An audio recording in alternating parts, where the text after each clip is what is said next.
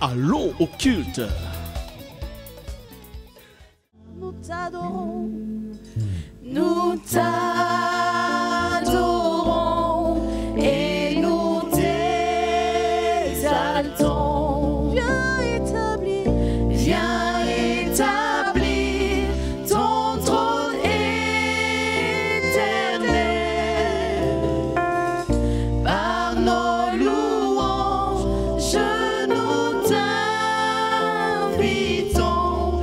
Viens Jésus prendre la place du roi. Nous t'adorons et nous t'exaltons. Viens établir ton trône éternel. Par nos louanges, nous t'invitons. Viens Jésus prendre la place du roi. Oh, viens Jésus prendre toute la place. Que ton règne vienne, que ton règne s'établisse. C'est de toi la place. Oh, établis ton règne dans nos cœurs, dans nos familles, dans notre nation. Viens prendre la place du roi des rois. Alléluia. Viens prendre la place qui t'est due. Viens prendre la place sur le trône de nos cœurs. Nous t'appelons, nous t'invitons. Viens prendre la place du roi des rois. Oh, la place du roi. Oh, appelons le règne de sa majesté. Seigneur, établis ton règne sur le trône de nos cœurs, de nos vies. Prends toute la place, ô roi des rois. Établis ton règne, Seigneur, dans notre nation. Nous appelons ton règne. Alléluia. Oh, alléluia.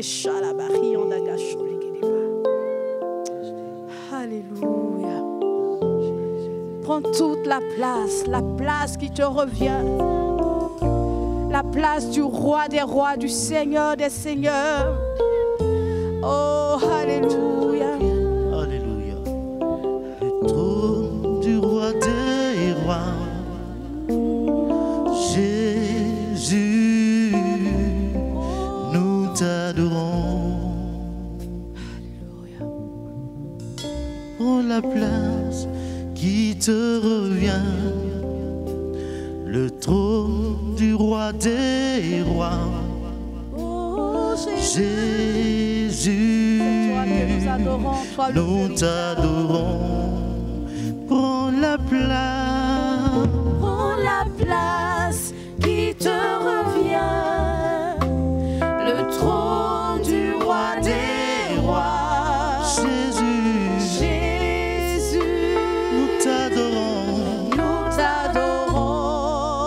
Prends la place Prends la place qui te revient. Le trône du roi des rois. Jésus, nous t'adorons. Prends la place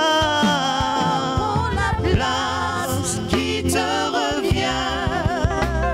Le trône du roi des rois. Jésus,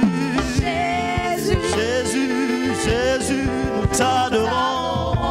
Oh, prends la place qui te revient. Le trône du roi des rois. Jésus, nous t'adorons. Prends la place qui te revient. Le trône du roi des rois.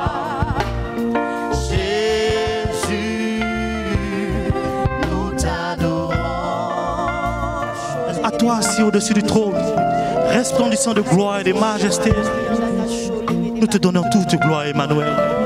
Nous te donnons toute majesté de ce que tu en es digne. Que toute la gloire te revienne, Seigneur. Merci de prendre toute la place. Toi devant qui les ténèbres reculent. Nous voulons proclamer que les ténèbres reculent devant celui-là même qui a payé tout. Alléluia. À la croix, il a dit tout est accompli. Alléluia. Merci Seigneur, roi des gloires, de ce que tu as déjà payé le prix pour tout. Merci Seigneur, éternel Dieu puissant, de ce que les ténèbres, Seigneur, roi des gloires, de cette pandémie reculent. Oh, alléluia. Devant l'œuvre de la croix. Devant l'œuvre de la croix. Tu as tout accompli. Devant l'agneau immolé. Et le sang versé. Et le sang versé. On va le proclamer encore. Les ténèbres ont reculé devant l'œuvre de la croix. Les ténèbres. Est-ce que tu peux le déclarer en ce jour? Est-ce que tu peux déclarer avec cette ferme assurance que les ténèbres ont reculé devant l'œuvre de la croix? Devant l'œuvre de la devant l'agneau immolé. Devant l'agneau immolé. Et le sang versé. Et le sang versé pour moi. Tous les anges jouent sa sainteté.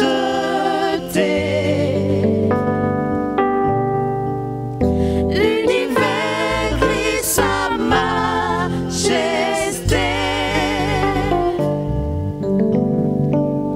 Chantons gloire et puissance. Force et louange. force et louange À l'agneau.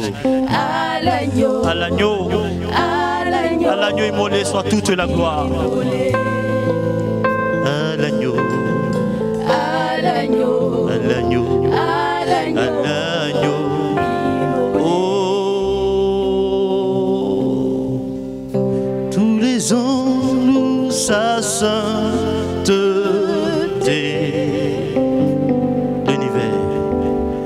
L'univers crie sa majesté.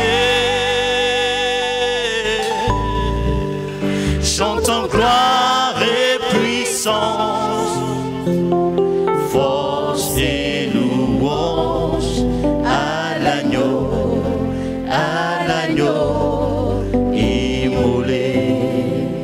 À l'agneau, À l'agneau, à l'agneau, à l'agneau, l'agneau immolé.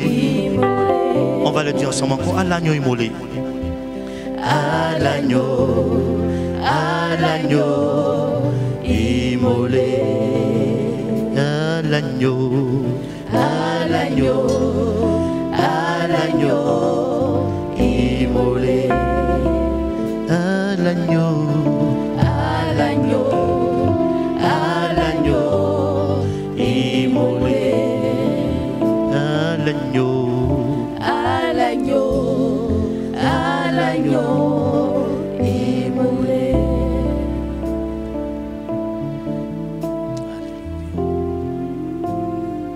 À l'agneau immolé soit toute la gloire.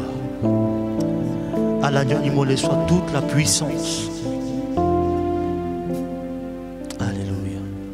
De la vie qu'il a donnée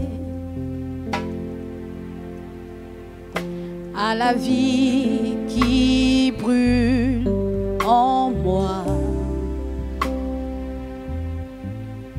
tant d'amour et à jamais ma reconnaissance au roi de la vie qu'il a donnée, à la vie qui brûle en moi, à la vie qui brûle en moi. Tant d'amour et à jamais, tant d'amour et à jamais. Ma reconnaissance au roi des rois, ma reconnaissance au roi. Oh, tous les anges louent sa sainteté. L'univers crie sa majesté. Chantons gloire et puissance, force et louange à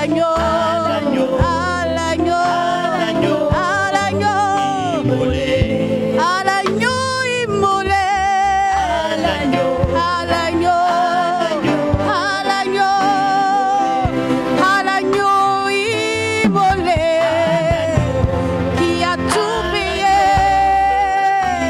à l'agneau immolé,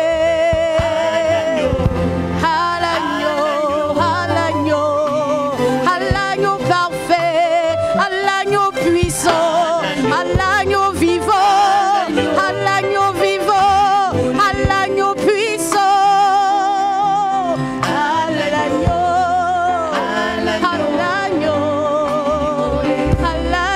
immolé,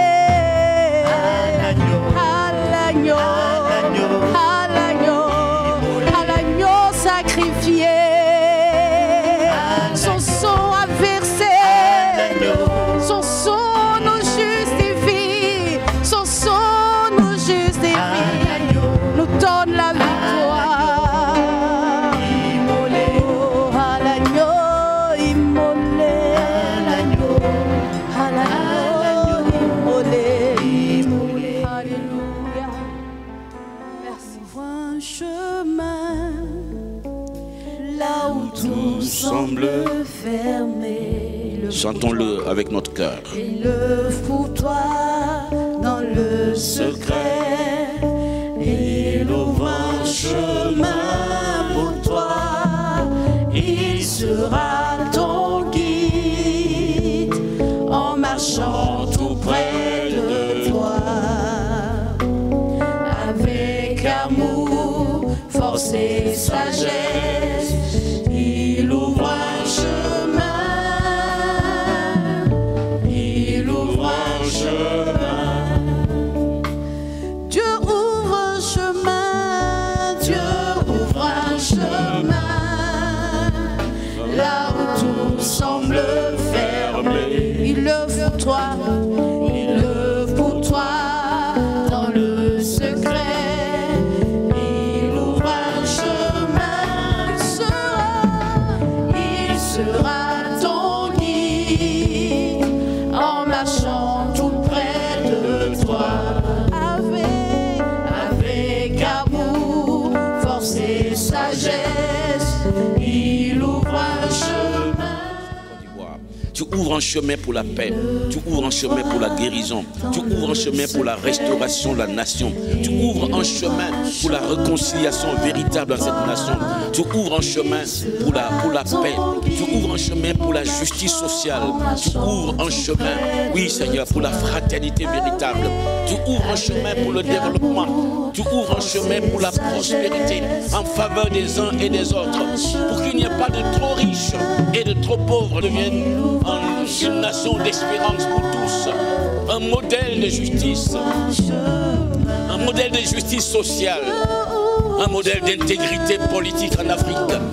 Oh Seigneur, je prie pour ton Église, afin que tu relèves ton Église, tu relèves ton peuple, et que tu suscites dans ton Église des hommes et des femmes qui seront des instruments de justice, des instruments de paix, des instruments de la construction et de la consolidation de la paix sociale. Oh Seigneur, du développement et de la prospérité. Oh Seigneur, que ton nom soit béni. Que ton nom soit béni. Que la gloire, la puissance et l'onction du Saint-Esprit soient sur ton peuple. Que ton peuple se relève.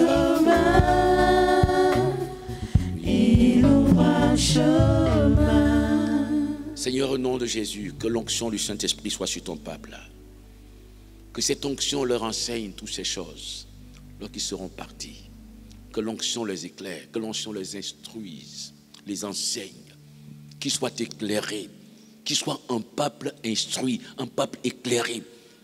Oh Seigneur, Seigneur, tu vois combien de fois de nombreuses églises, de nombreux chrétiens vivent au sein des nations dans l'obscurité, alors que nous devons être la lumière, qui se comportent comme des gens qui ne sont pas éclairés, des gens qui n'ont pas reçu la lumière de l'évangile. Seigneur, fais de ce peuple un peuple instruit de la révélation de Dieu, pour que leur vie soit menée dans ta volonté. Merci Père Saint de les garder, de les préserver. Merci de relever tous nos frères qui sont aujourd'hui affaiblis, ou qui sont dans la crainte, dans la peur, ou éprouvés d'une manière ou d'une autre. Merci de les affermir. Merci de faire en sorte que nous qui avons été encouragés, fortifiés, nous puissions aussi apporter l'encouragement à nos frères. Que nous puissions aller relever nos frères, encourager nos frères, ramener ceux qui sont affaiblis. Que dimanche après dimanche, nous soyons encore plus nombreux. Merci Seigneur, au nom de Jésus. Amen.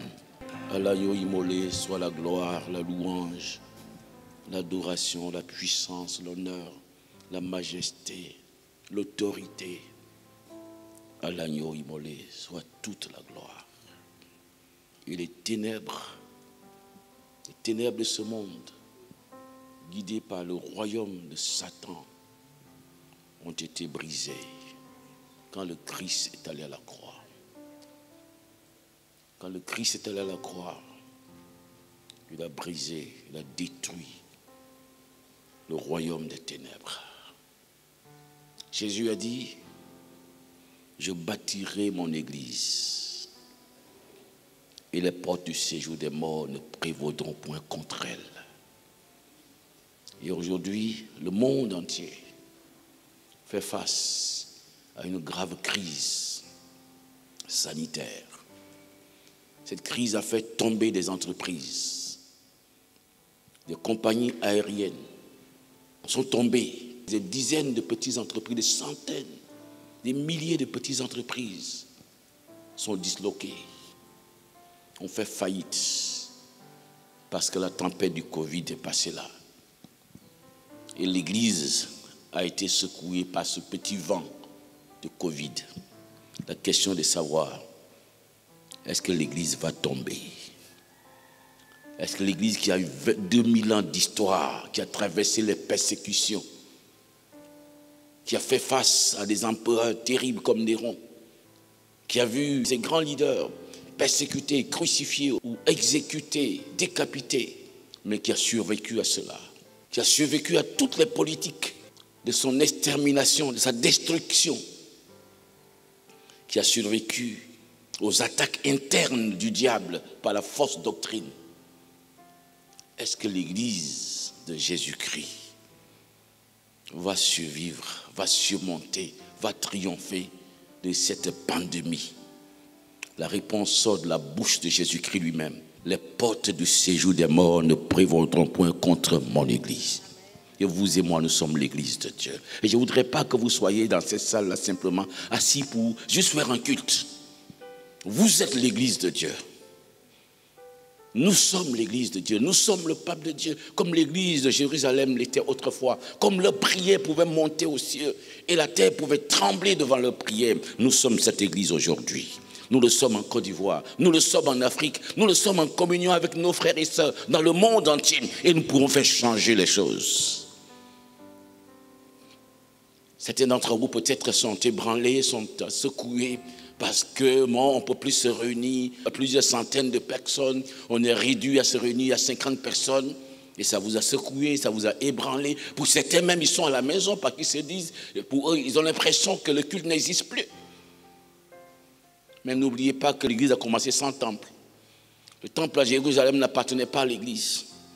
Et pourtant, de toute l'histoire de l'Église, l'Église la plus puissante, c'est celle de Jérusalem, qui n'avait pas de temple à elle.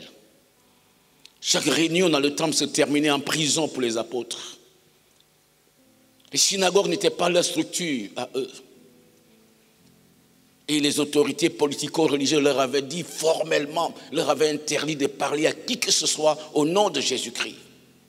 Et pourtant, quelque temps plus tard, ces mêmes autorités vont découvrir et constater en disant, ne vous avons-nous pas interdit de parler à qui que ce soit au nom de Jésus-Christ? Et voici, vous avez rempli tout Jérusalem de votre enseignement. Les portes du séjour des morts ne prévaudront point contre l'Église. Les effets de la pandémie ne pourront pas détruire l'Église de Christ si vous et moi nous sommes décidés à nous tenir debout dans le Seigneur. La question est de savoir, est-ce que ta foi va résister à cette faible épreuve? Je voudrais que nous nous engagions à aller relever nos frères, nos sœurs qui chancellent, nos frères, nos sœurs qui sont couchés, à ceux qui sont couchés à la maison, à ceux que le diable est en train de bercer dans cette pluie, à ceux qui sont en train de trouver des excuses en disant, oh mais pour le moment on n'a pas les cultes, je vais attendre que les cultes aient lieu correctement. N'oubliez pas que le monde autour de nous a compris que nous devons vivre avec la pandémie. C'est ce que les gens disent. Ceux qui nous ont informés sur la maladie, des Occidentaux qui nous ont informés, qui nous donnent des directives, ils sont arrivés à la conclusion, on va vivre avec. Et ils ne vous diront pas tout. Et ils ont déconfiné, ils sont en train de travailler. Bientôt les vols internationaux vont reprendre. L'Europe a déconfiné, ils sont en train de circuler entre eux. Actuellement, c'est la saison estivale en Europe au niveau du tourisme. Donc, ils ont libéré parce que si l'été passe, les hôtels et les centres qui accueillent les touristes et qui ont déjà subi les premiers effets de cette pandémie, eh bien, vont complètement s'écrouler. S'ils s'écroulent, la nation va tomber. Mais n'oubliez pas que l'Église aussi est une nation. Un royaume de sacrificateurs. Et nous devons penser comme les gens pensent aussi. Vous devez vous lever. Nous devons nous lever. Les portes du séjour des morts ne prévaudront point contre l'Église de Jésus-Christ, sous quelque forme qu'elle se présente. Savez-vous par quelle stratégie le diable va passer pour éteindre l'Église? Il ne vous dira pas, écoutez, je vais mener une action pour éteindre l'Église, je vais mener une action pour tuer l'Église, je vais mener une action. Personne, aucun gouvernement ne prendra aujourd'hui une décision officielle pour dire plus d'Église, jamais. Parce que ça fait partie des libertés qui sont consacrées. Personne ne peut courageusement s'attaquer à ça comme ça. Le jour où quelqu'un le fait, c'est que vraiment, il est mal parti. La liberté religieuse doit être garantie à tous. Donc on ne viendra jamais vous dire, eh bien on ne veut plus que vous soyez chrétien, on ne veut plus que vous ayez des cultes. Comment le diable va se prendre pour détruire la foi? Pour éloigner le plus de nombre de personnes de la foi? À travers des crises comme celle-là, certains vont reculer progressivement. Ils vont s'endormir dans leur maison, ils vont s'endormir. Ils vont trouver des arguments, trouver des raisons pour s'éloigner de Dieu. N'oubliez pas que Jésus a dit, le diable, il appelle le malin, le rusé. Ne laissons pas le diable l'emporter à travers la crise. Si nous sommes 1000, il faut diviser 1000 par 50. On va se réunir 1000 par 50. On ne nous a pas interdit de nous réunir à 50. On ne nous a pas interdit de veiller à 50. On ne nous a pas interdit de jeûner à 50. On ne nous a pas interdit de vivre notre foi tant que nous respectons les règles qui sont données. Nous allons changer cette situation de crise en opportunité de transformation, de reformation de l'Église. Je dis toujours au diable depuis le commencement que je marche avec Dieu. Si tu m'attaques, je répondrai, je répliquerai, et la réplique sera fatale. Je ne suis pas de ceux qui reculent quand le diable attaque, mais de ceux qui réfléchissent pour savoir comment lui répondre. Le diable n'est pas un ami, n'est pas un copain, c'est un adversaire, c'est un ennemi. Donc la question pour nous, c'est de savoir comment nous réagissons quand l'ennemi attaque.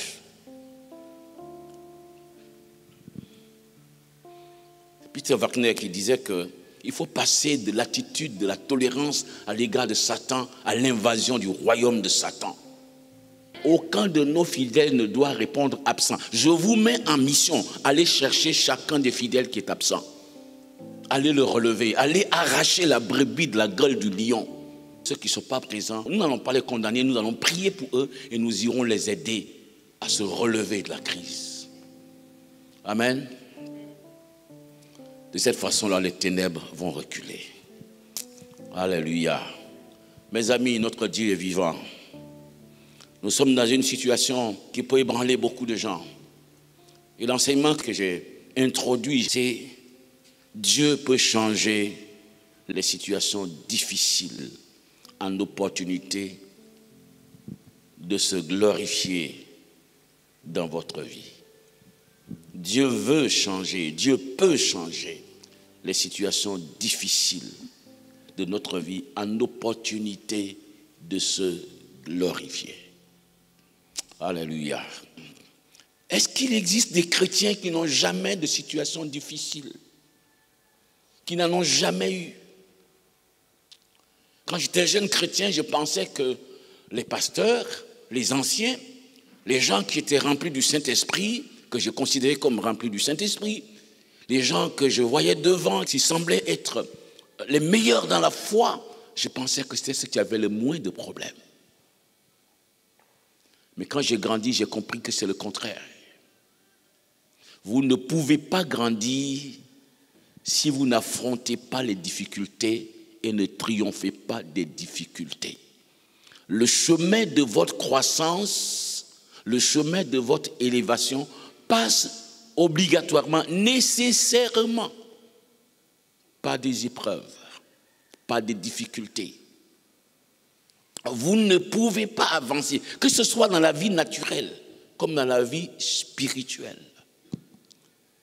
Vous ne pouvez pas évoluer si vous ne prenez pas la responsabilité, si vous ne prenez pas la résolution de faire face aux difficultés qui sont sur votre chemin, quelles qu'elles soient, et de triompher de ces difficultés. La difficulté qui se trouve sur votre chemin et vous barre le chemin, si vous ne l'affrontez pas pour la vaincre, vous ne passerez pas. Vous ne passerez pas. Et Dieu, quand nous regardons dans la Bible, il se sert constamment, régulièrement, des difficultés qui se présentent dans la vie de ses enfants. Il s'en sert comme opportunité pour glorifier son nom. Il y a des choses qui sont une constance dans la Bible, c'est-à-dire des choses que vous retrouvez régulièrement tout au long des Écritures. La foi vient de ce qu'on entend. Ce qu'on entend vient de la parole de Dieu. Et mon juste vivra par la foi. Et c'est en un temps comme celui-ci qu'on a besoin des hommes et des femmes de foi. En un temps de pandémie comme celle-là, en un temps de crise avec des restrictions comme celle-là, en un temps où le ciel s'obscurcit comme celui-ci, en un temps où les opportunités semblent se rétrécir, c'est en ce moment-là que notre foi se plante dans la parole de Dieu.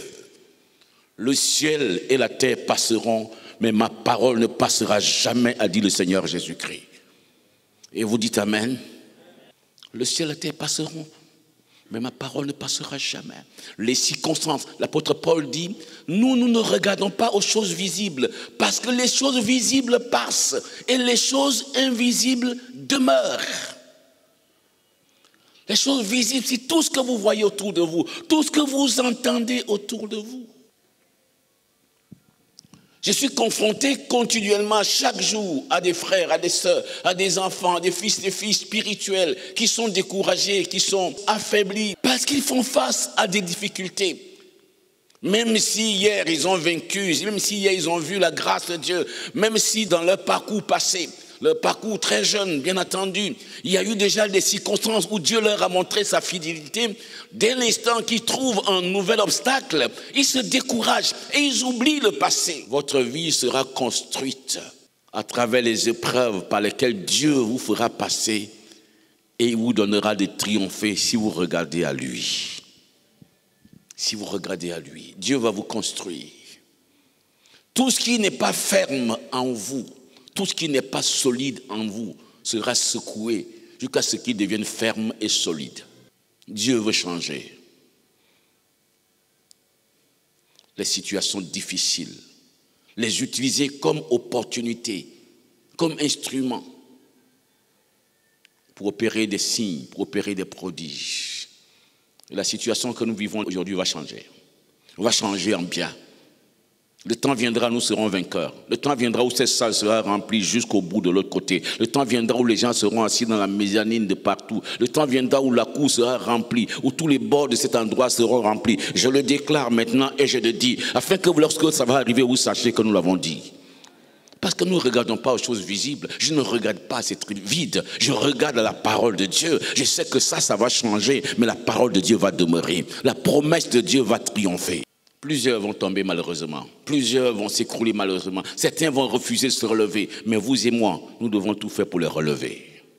Dieu change les situations difficiles en opportunités pour se glorifier. Je vous invite à lire un premier texte. Jean chapitre 9, verset 1 au verset 5. Alléluia. Je sais que chacun de vous a ses difficultés, a ses épreuves.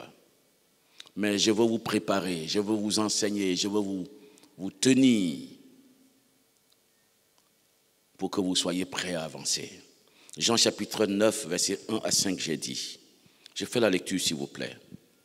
Jésus vit en passant un homme aveugle de naissance. Ses disciples lui firent cette question.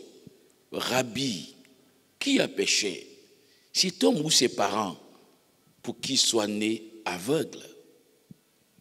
Jésus répondit, ce n'est pas que lui ou ses parents aient péché, mais c'est afin que les œuvres de Dieu soient manifestées en lui. Il faut que je fasse, tandis qu'il joue les œuvres de celui qui m'a envoyé. La nuit vient où personne ne peut travailler. Pendant que je suis dans le monde, je suis la lumière du monde.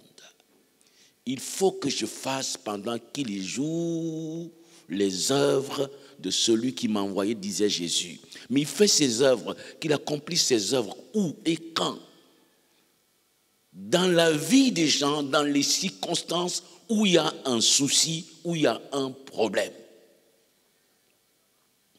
Laissez-moi vous dire, si vous prenez le Nouveau Testament, les 4 premiers livres, Matthieu, Marc, Luc et Jean, le ministère de Jésus, si vous prenez un par un toutes les situations où Jésus a opéré des miracles, que constaterez-vous? Vous constaterez que Jésus a opéré des miracles toujours là où il y avait quoi? Où il y avait quoi?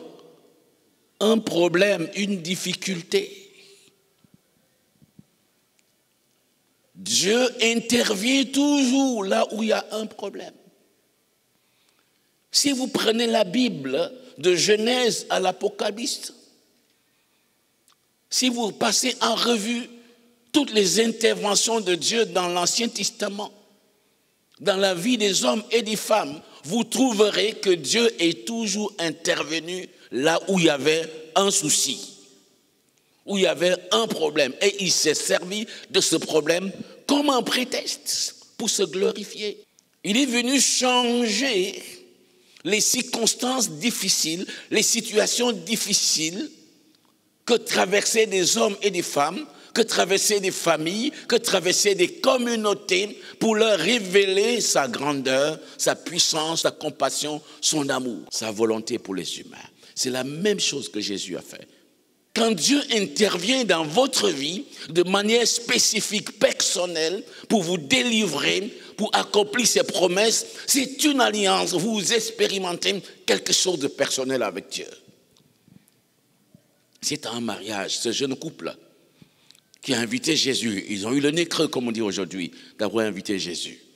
Il faut toujours l'inviter dans nos entreprises. Et en plein mariage, pourtant organisé par des professionnels, plus de 20. C'est la honte garantie pour toute la famille.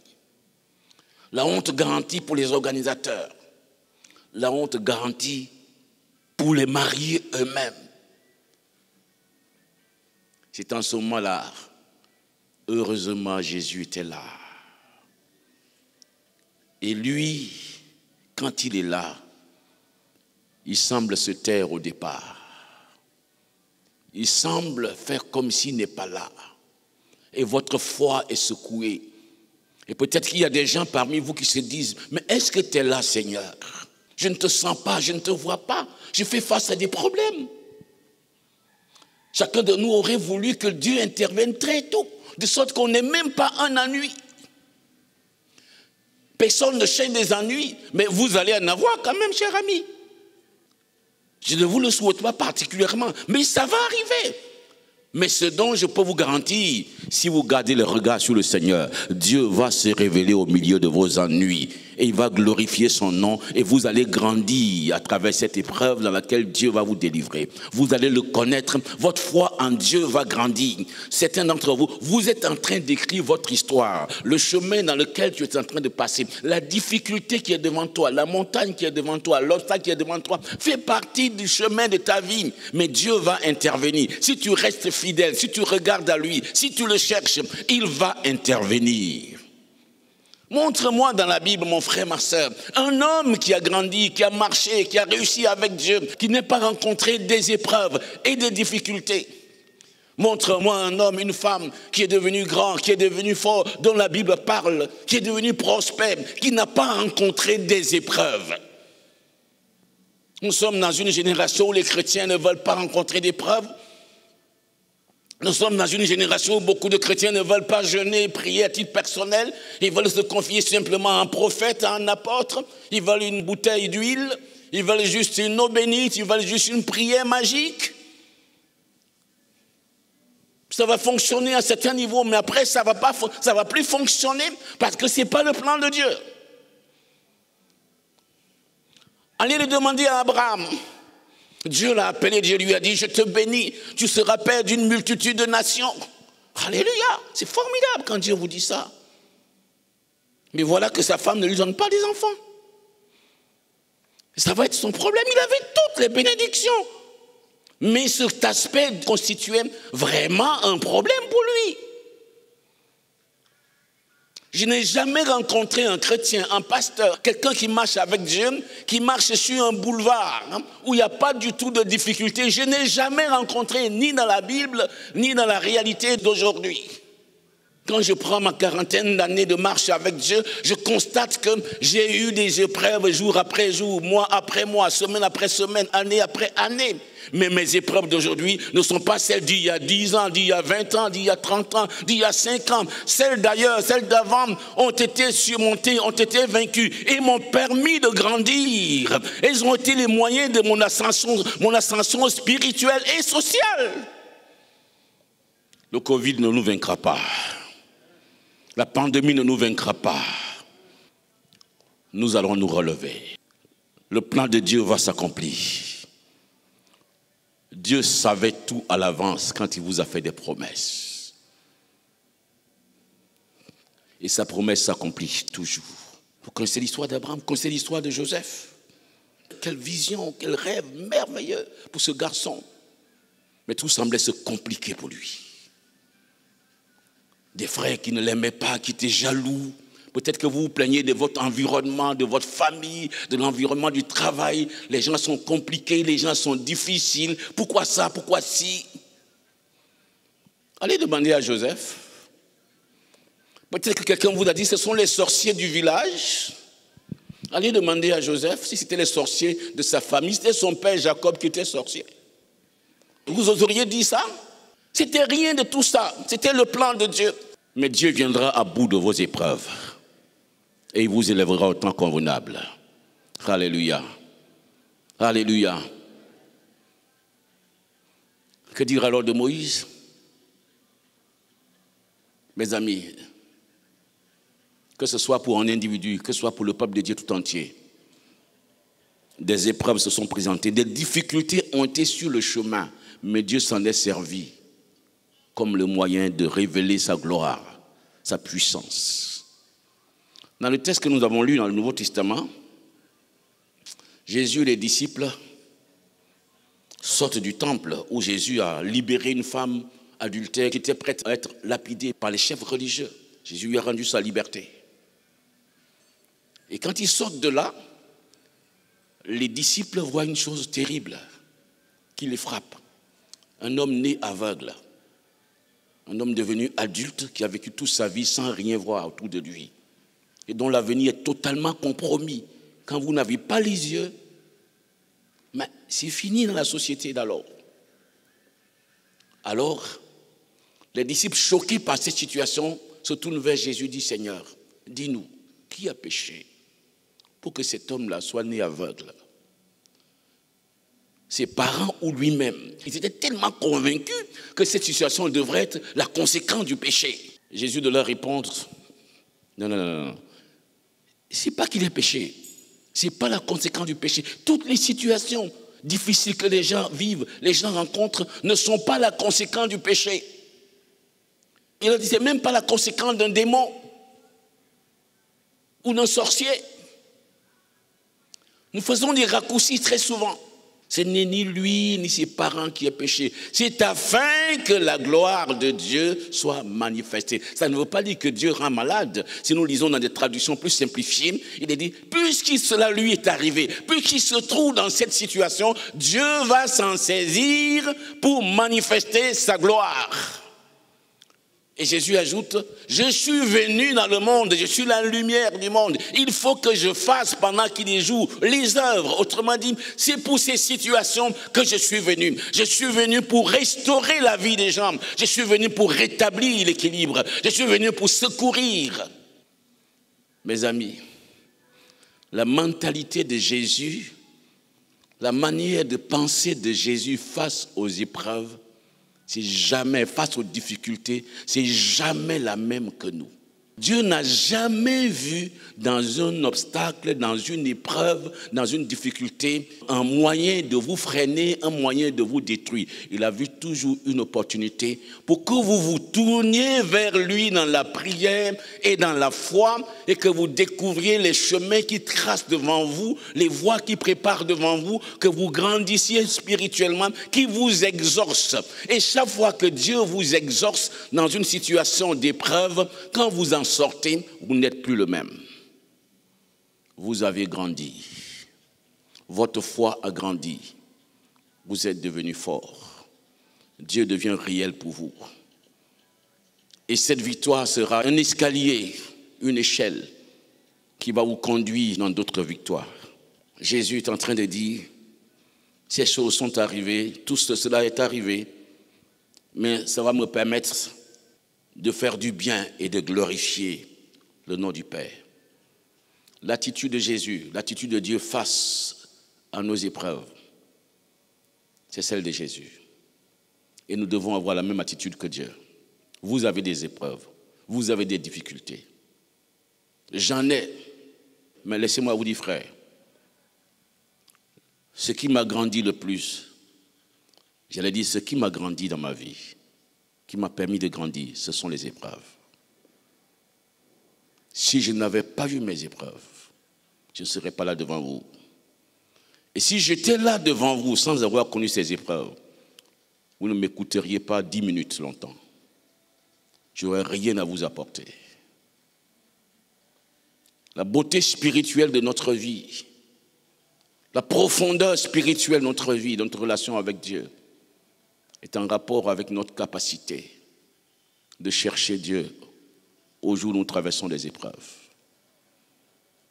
Aujourd'hui, nous traversons des épreuves. La Côte d'Ivoire traverse des épreuves. Depuis 20 ans, les jeunes gens qui sont nés il y a 20 ans, qui ont 20 ans d'âge aujourd'hui, n'ont pas connu une Côte d'Ivoire paisible. Ils ont connu une Côte d'Ivoire agitée, troublée.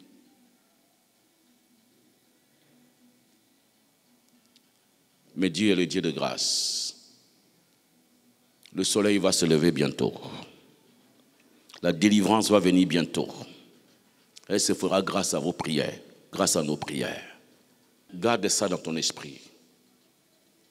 Dieu veut changer les situations difficiles que tu traverses. Il veut en faire des opportunités pour se glorifier. Si tu vas à la maison, ouvre ta Bible. Recense-moi toutes les personnes qui ont vu la main de Dieu se manifester dans leur vie et voir dans quel contexte ça s'est produit. Les 3 amis de Daniel.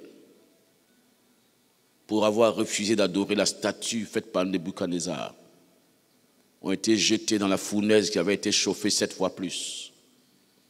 Les hommes qui les ont jetés dans la fournaise était tellement chauffée que les hommes, les gladiateurs qui les ont jetés, ont été calcinés juste à la chaleur des flammes. Mais ces 3 amis, quand on les a jetés au milieu du feu, que s'est-il passé? Au lieu de voir 3 personnes au milieu du feu, on a vu combien de personnes? On a vu combien de personnes? 4 personnes. Qui était le 4e personnage? Jésus de Nazareth, l'ami fidèle. Si on te jette dans la fournaise parce que tu lui obéis, il descendra avec toi dans la fournaise. Si on te jette dans la fosse au lion parce que tu veux faire sa volonté, il descendra avec toi dans la fosse au lion. Si comme Joseph, on te jette en prison parce que tu as refusé d'entrer dans l'adultère, dans la débauche, la Bible dit, et Dieu fut avec lui en prison. Et de la prison, il te sortira. Il t'élèvera.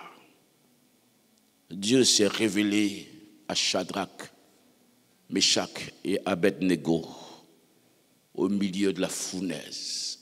Et pour moi, c'est très souvent au milieu de la fournaise que j'ai vu le visage de Dieu. Que dans la prière, j'ai vu sa présence. J'ai entendu sa voix au fond de mon cœur. Je vais terminer en vous disant, il fut une année où, vous le savez tous, ça a été tellement difficile. Attaqué, calomnié de toutes parts. Les vents, les marées hautes se ruaient sur moi. J'en parlais jamais sur la chair ici.